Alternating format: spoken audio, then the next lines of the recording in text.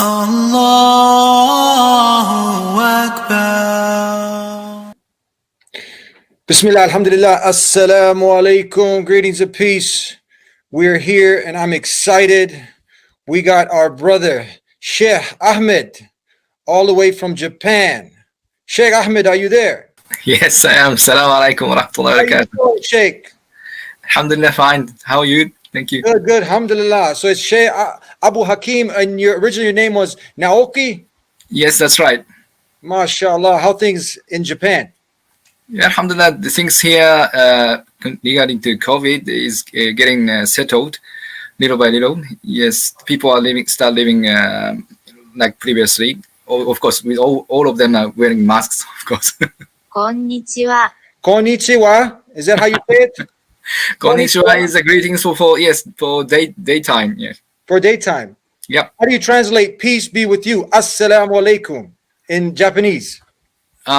皆さんに平安がありますように。 Alhamdulillah. Give us Could be. some of your history, and you also have a PowerPoint presentation that you're going to go ahead and share with us. Can you start that, please? All right, thank you. Can you start showing the PowerPoint? Yeah. Yep, thank you. We're going to go over with the 26 years of experience as a Japanese revert. Very quickly, yes. Please go on. So let me self-introduce myself a little bit, then remarkable notes for Dawah in Japan through my experience, then possible challenges for Japanese leaders and Muslims. Yes, please go on. Yes, as I was introduced, brothers and sisters, Assalamu alaikum wa rahmatullahi wa barakatuh. My given name was Naoki. Maeno is my family name. So, Naoki means it's actually a straight big tree. So as you all know, the names have its the secrets and the luck. So alhamdulillah. Hometown is I was brought up in the middle of Japan, Aichi Prefecture. Yep. Then alhamdulillah, I was fortunate enough, thanks to Allah subhanahu wa ta'ala, guided to Islam January 12th, 1994 at the age of 18. So it's been 26 years now. Now you know my age. Education, I was graduated from Osaka University of Foreign Studies, majoring Arabic language because I embraced Islam. Then second, I studied during 2000 to 2006 in Damascus. Alhamdulillah, I was fortunate enough because it was before the Thawra, before the the corrupts and everything. Studied under many beautiful and wonderful teachers. Alhamdulillah. Please go on. Thank you. So forget about my work experience before going to Damascus. After coming back to Damascus 2006 September, all those 14 years I've been working in Japanese company and trying to get the understanding of the realities. Yes, go on please. And at the same time, working as volunteer for Dawah works and educational works. Yes, alhamdulillah. So some remarkable notes for Dawah through my experience is that the debate style persuading approach, aggressive approach like street Dawah, which may be quite accepted and popular in Western world, is not suitable for Japanese, in my opinion at least, because as you know, Japanese in nature, in general, are quite shy. So when they come approach near to you, then start approaching to them, starting about talking about Islam and so on, even with the gifts or whatever. They may show you that they are very much interested in listening to you as an etiquette, but in their hearts, they are not really welcoming. Please go on. Second, active players in the field of Dawah among Japanese leaders are always limited, while such players among second generation are rising. The second generation players are rising, which is very good, alhamdulillah. However, these only, even considering my little experience of 26 years, I don't really know, those players in Dawah field among leaders are quite limited. Why is that? Perhaps it's because a nail that stands will be hammered down for the mentality of Japanese liberals, and this norm is in Japanese society is very big. Whoever stands up, everyone dislike it. That might be a reason. Please go on. Number 3, targeting new people all the time until they pronounce words of Shahada and leave them after that without proper follow-ups seems very self-satisfying effort and unfruitful at all, unfortunately. I know seeing people embracing Islam and then pronouncing Shahada is very joyful thing, happy thing for all of us Muslims, alhamdulillah. However, many those who are enthusiastic in Dawah activities are very much into targeting on those new people only, and then forgetting about the follow-ups, which is more important. Yes, please go on. That's why for those 26 years at least, on many it's a little less than 100 years, or even about around 100 years since Islam reached to Japan, or Muslims reached to Japan. Still the numbers of Muslims here in Japan is very, very, very small and limited. Why? Because many people are come and go because of lack of the follow-ups. And number 4, the language, cultural, mental barriers between Japanese liberals and Muslims immigrants do exist and make many Japanese liberals away from masjid and its activities. Perhaps modest, because mashallah Muslims in general are all kind and generous. So they do care about the other person's feelings. So too much, taking care of the other person's feelings, maybe that is the cause of not coming close to each other. Yes, go on, please. Living profession of Dawah worker is now rising gradually in Japan as well. However, its efficiency is questioned because Islam does not separate practicing faith and daily life activities, as you know. So if this norm increases, I fear that people in Japan may take the view of Islam as similar to other religions, Buddhism, Christianity, whatever, which separates between practicing faith and daily life activities. Thank you. Go on, please. So these are just for because of the time, for your knowledge. There are many, alhamdulillah, a few Japanese Muslim figures. Yes, of course, some of them passed away, rahimahumullah. So possible future challenges for Japanese liberals and Muslims in Japan are the challenge that we have to keep Islam as Islam, not the deviated sect or whatever, because there has already been some trials to make Islam as Islamic sect under religion of Japan, which is to make anything coming from outside of Japan suitable for Japanese way of living. Number 1 is Islam is a comprehensive way of life, of course, not separating sacred and profane. And secondly, Islam is truly international. MashaAllah, I like the advertisement of the IGNA, what was it? The Islam prohibits racism. In America, I think the racism is also quite severe social challenge in America, right, as well. Thank you very much. Yes.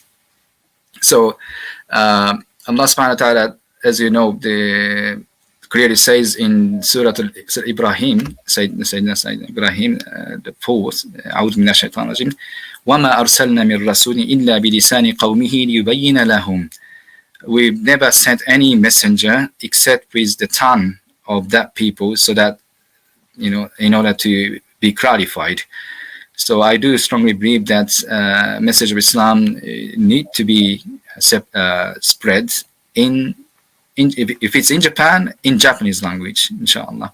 Thank you very much. That's absolutely right, Shay. Tell us, what really struck me about your story was that at such a young age, 14, I mean, we say young age, but many times, when you go back in history, you see that young men at that age, they were totally different. They weren't stuck just playing Xbox all day, stuck in the basements, many just doing things that they shouldn't be doing and not even reflecting about why am I here? What's my purpose? What am I living for? You started thinking about that at the age of 14. What triggered that? I thought that's very normal or natural thing for anyone, any young people who are the age of privilege, to ponder upon why am I here? What am I living for? It is so special. It is, right? Isn't it? But don't you find it odd that many people, like you say that, okay, that you find it, that's a natural question to ask. You want to ask, but many people, do you find it odd that many people, they just... Yeah, the answer for that, which I thought of, is that because, reaching to that answer is very difficult. So people just, tell themselves, forget about it, then, go after the joys. Uh-huh. And then you talk about that you thought that answer was because it was close to home and the majority religion, is that right, was Buddhism? So you were, did you go towards becoming a Buddhist at one point? Yep, exactly. They once really determined and wanted to be a monk. So you were a Buddhist at one time? Yes, I was, before embracing Islam, yes. So tell me, is it true that, I remember, I don't know if you know Sheikh Hussein Yi, he also was a Buddhist. Yes, I know him. Yes. Did you ever meet him? Yes. MashaAllah. When I interviewed him one time, we were talking about this. We went into Buddhism and he talked about Buddha himself. What's his actual name? The Gautama Siddhartha. Yes. He talks about possibly that he might have been a prophet of Allah. What do you think about that? Yeah, possible. And then Buddhist people would be happy when they hear that. But many of them, so I was, misunderstand. If some Muslim tells that Gautama Siddhartha or Buddha might be a prophet, they end up, convincing themselves, okay, then I'm fine to, keep being a Buddhist. No. Yeah, that's the same thing when you look at the true message of Jesus. Isa alayhi salam, Moses. Yes, when you go to the core of their message, it was Tawheed, pure monotheism, calling people to be Muslims, those who submit to the will of God, and practicing Islam, submission to the will of God. So when you studied his life, is there any connection with what people are doing today? We're actually worshiping him, or have they gone far away from his core message? Yeah, it's totally opposite to what he preached for. Yeah. He never, taught people to worship me. It's kind of what we see like in Christianity. We don't find... Exactly. Yes. With all due respect to our Christian... So as a matter of fact, you see the very interesting history of the Buddhism statues. They start with the footprints, then gradually the ankle and the knees, and it gradually completes the statue. Well, this is amazing, because when you go deep into what we have left of the Bible, you see that nowhere ever did Isa alayhi salam, Jesus, peace be upon him, ever say that I'm God, worship me. So similarly, when you look here, same thing. You don't find what we have today in modern day Buddhism, huh? So this is the interesting thing also, that you had, like most had, a very negative image of Islam. Talk to us about that. Yes. Well, because while I was, late teenagers, all the news which comes through the TVs and so on was like the news of the war between Iraq and Iran, and the Iraqi war, whatever, all those horrible, aggressive news about the Muslims. So anyone who don't go deep into the realities behind the scenes, they end up, concluding themselves, oh, they are very, violent people and fanatic to their religions and so on. That's how I was as well. Same thing. Was this before 9/11 or after? A lot before 9/11, yes. So this was even before 9/11? Yes. Now, what was we know the media, a lot of them here, but was it the same? Are they just parroting the same thing that the media here in certain parts of the world? The same thing in Japan? They were spitting out. Well, for your information, the media in Japan is like a copy of the media West. Same thing? Yeah, very similar. It's almost same. But what was kicking it off before 9/11? What were they pushing out before 9/11? Give us some examples of things that you heard about Islam that obviously weren't true. So as I mentioned, the example of the war between Iraq and Iran, it's a war between the same believers, Muslims. So anyone who sees that news, how in the world those believers in the same religion fight against each other? So what kind of religion is that? And things like that. Mm-hmm. Now the Japanese, question, because a lot of this stuff is coming from this side of the world. Were they smart enough not to fall for the negative lies and misinformation and propaganda? Well, of course, sure, some people should question themselves, but unfortunately, most of them are quite happy enough within their societies, with their lifestyles. So they don't really, bother themselves to go deep into the real truths behind the scenes. Yeah. Tell us now, Japan, this is where this sad and tragic event happened where you had two of these bombs, Hiroshima and Nagasaki. This is where it happened in Japan, correct? Yes, that's right. Give us a little bit of history of this. Just in a nutshell, what happened during this time and how many people were killed, innocent people? Yeah, sorry, I don't know about. I don't remember about the numbers, but so many people, got killed. So naturally, I think as any non-Japanese would think about, because of those Hiroshima and Nagasaki, Japanese must have been hating Americans or things like. As natural, feelings of human beings. However, very uniquely or very ironically, only very limited people hate America. Most of them are following American cultures, and so you see how America succeeded in brainwashing Japanese. Yeah, that's why I gave that example, because you see what they're good at doing. It's dividing us, separating us. Yes. Islam brings us together. Like you're my brother over in Japan. We've never met, but we give each other that greeting of peace. Peace be with you. And then you come over and stay at my house, minimum of 3 days. I got to take care of you. How's that? Thank you. It's the truth, right? We've never met, but there's that bond. There's that connection right away. Alhamdulillah. Alhamdulillah Rabbil Alameen. So tell me, Sheikh, what was it that changed your perception about Islam? And I'm just gonna make a disclaimer, because some people tuning in and they think like you did, oh, Islam, here we go, those terrorists, this, that, and the other. But Islam, obviously, as you know, is just calling the human being not to submit to money, to Jesus, to Buddha, to anything except the creator of the heavens and the earth. The one God that Jesus worshiped, that's the God that we're worshiping. So what changed your perception about Islam? Seeing and knowing the realities of Muslim life, true Muslim life.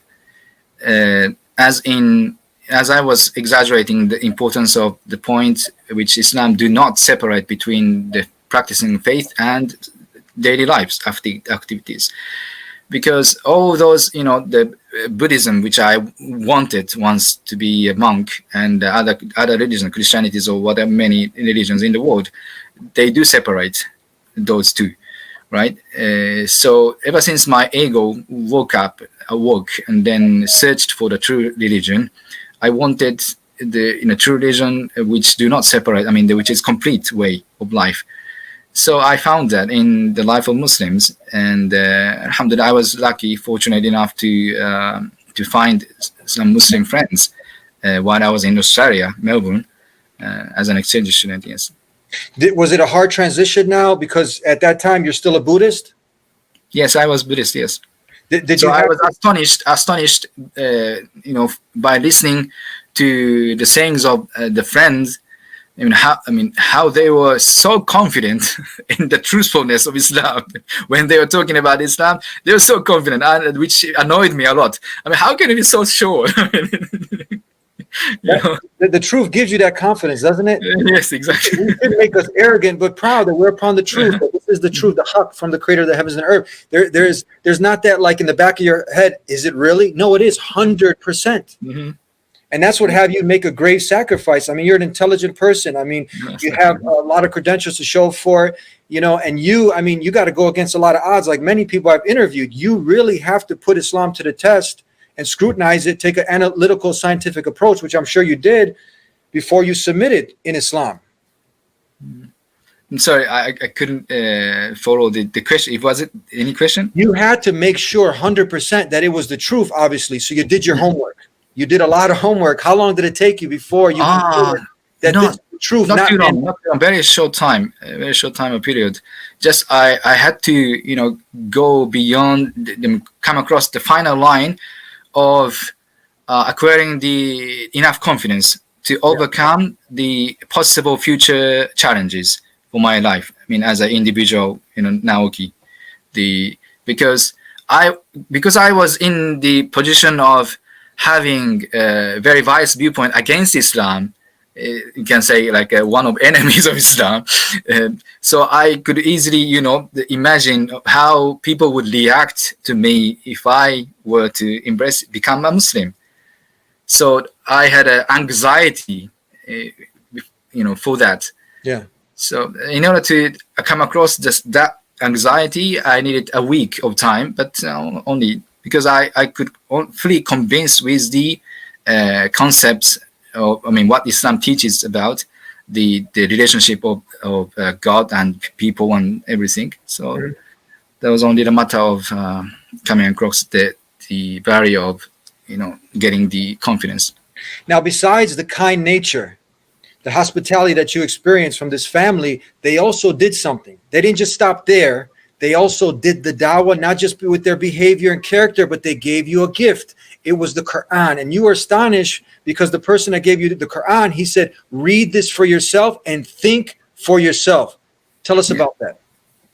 Yes. So that was the beautiful approach, a beautiful way of approach to let the one who, you want to give the message to, think by themselves. Because there was another, I mean, they had a brother, I mean, who was younger, I mean, older than me. He approached to me in the way of persuasion, and I did not like it. And then same family. This is from the same family. Yes, same family. Okay. Yes, the one who gave me the mushaf, the copy of the Quran, and then told me to think by yourself. That was the father of the family, and the persuading approach was the brother, the son.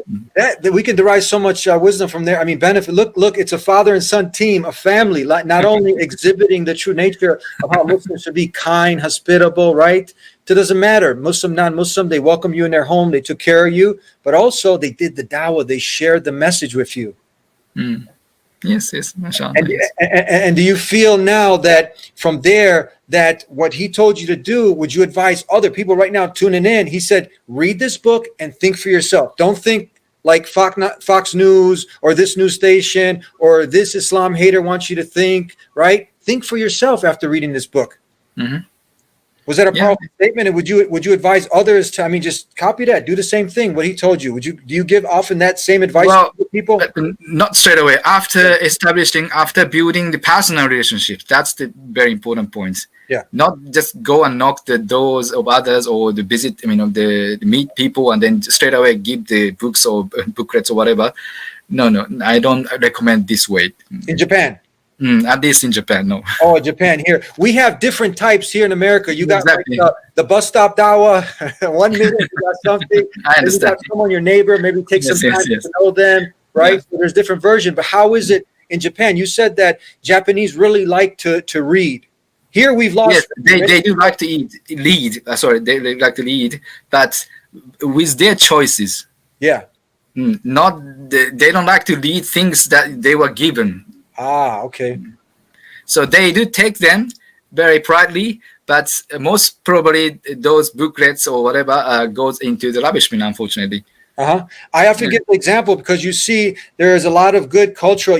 Obviously Islam didn't come to just eradicate all the culture in a certain culture, correct? So we see things in the certain Japanese culture, and I often make this example. that now we can't, living here, push our culture on someone else. But we obviously, when you go into a Japanese culture, they don't shake hands, most, right? So we continue that same thing out of respect for the women. We don't touch what we don't have the right to touch, correct? So tell us about that. You also have the taking off of shoes, which actually here, this is a normal culture, even though you got 500 some, bacterias and that you just walked on the lawn, the grass, and they sprayed it with, chemicals, and you're bringing that stuff in the house. Come on, people. But in Japan, it's shoes off, right? And no shake. Shoes off. Yes. Tell us about that. And often the case, their foods are clean enough. Yeah, mashallah.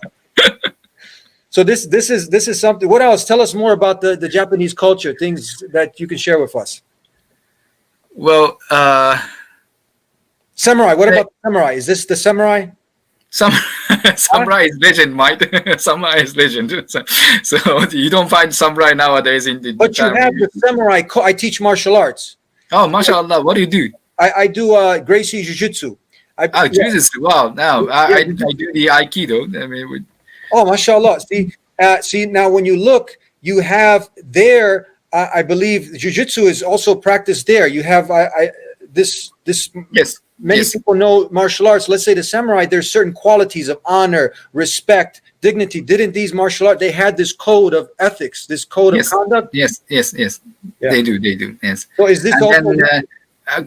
very ironically, to us, people of faith, they take, practicing martial arts and others as their way of life. So they, satisfy with it. Not and then don't go for searching for the further truth.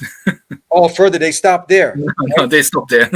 I try to connect these different things, these qualities. Like you have this and this. Islam teaches us to have noble character, dignity, honor, respect. All of these things are there in Islam. Obviously, it's on the footing of the pure monotheism. Yeah. So as a nature of Japanese people, they are native religious people. Maybe many of them are not aware of that, but they are very religious. However, that's why they have a sense of being grateful to everything around, surrounding and everything. That's connecting them to the Creator is another issue. So, mashallah, lucky you, people of America, you have the common background of the prophets and the one God. Yeah. So the distance between two is quite different. I hear what you're saying. Tell me, you have like between 80 and 100 masjids in Japan? Yep. Yeah. We found that this is one of my best friends, Dr. Sabih Ahmed. He runs the Gang Peace, and I work and collaborate with him. And he says, like many others, that one of the most effective tools of dawah are the open houses. We need to open the masjids for the not yet Muslims to come. How are those from those 80 to 100 masjids? Are they open? Do they have these open houses like we're trying to get people to do more here? Yes, some of them are very limited. Ulamas of masjid are, mashallah, doing such open house way, and like the one Tokyo Masjid is very it is beautiful enough even to be a sightseeing place. So then they have a sightseeing tour and others, so they welcome all the ordinary non-Muslim Japanese people every day. And the other one for example in Okachimachi in Tokyo, the downtown of the Tokyo, Masjid al-Salam, also, which many times that Sheikh Husseini visits. Yeah. Anyway, they have a open house atmosphere. But unfortunately, all the majority of masjids are quite, how do you say, isolated or blocked within themselves, limited within themselves. And we got a couple minutes. They're signaling that we got. I'm really enjoying talking to you. I really am. Me too. Thank you. Just a couple more questions. We saw you giving the shahada. Shahada is when someone finally recognizes what the purpose of life is. They testify what's in their nature, that I bear witness that there's nothing worthy of worship except the creator of the heavens and earth. And Muhammad, just like Jesus, Moses, Abraham, all the other messenger, was the last final prophet sent to mankind. We saw you giving someone the shahada helping facilitate this in this masjid there, do you see more Japanese waking up to this truth and coming to the true purpose of life in Japan? Yeah, alhamdulillah, numbers of new Muslims in Japan are in daily basis increasing. Alhamdulillah. But the challenge is, let me repeat, the follow-ups. Yeah, we have that same issue. Yeah, follow-ups, very, very important, right? It's easy to get the shahada, everybody come, hugs, kiss, and then forget about the person. Exactly. Yeah, we'd like to appoint like a guardian angel, somebody to be with that person, right? To help them learn to pray, to help them to establish five pillars of Islam. Yeah. Sheikh, tell us, what other advice? I mean, do you recommend people to? Is it easy to get a visa to come visit Japan? Could people come visit you at your masjid? Yes, come around. Yeah, come around. You're in the main masjid in Tokyo, correct? Sorry? You're in the main masjid in Tokyo. Not really a main masjid. It's the where I serve as imam is the masjid of Japan Muslim Association, it's in the which center. is in the middle of Tokyo. But the biggest masjid in Tokyo is the Tokyo Jami, which is under the Turkish government. I see. Okay, but your masjid is called the Kamiya Masjid? No, Gotanda. Yes, Gotanda. Yes. Okay, Sheikh, thank you very much. Thank you very much. Continue soon. Next time, maybe a part 2. Thank you very much. Thank you, brother and sister. Thank you very much. Assalamu alaikum. Thank you, guys. It's very nice being with you guys here on this live ICNA Dawah conference. Remember what we can learn from here. We have an obligation from the brother who shared his story, that he was greeted with hospitality. He was greeted with that warm greeting, but then also it didn't stop there. Then you had 2 people from the family, one giving the Quran and say, read for yourself, look into this, don't let the media think for you. And then you had the other son who's giving the proofs and the evidences. So there were a father-son connection. And that's what we can do. We can go ahead and represent this deen in the most beautiful way with the good akhlaq, but we also have to go ahead and share the message, because if you care, you share. Thank you, guys. Peace be with you. Assalamu alaikum.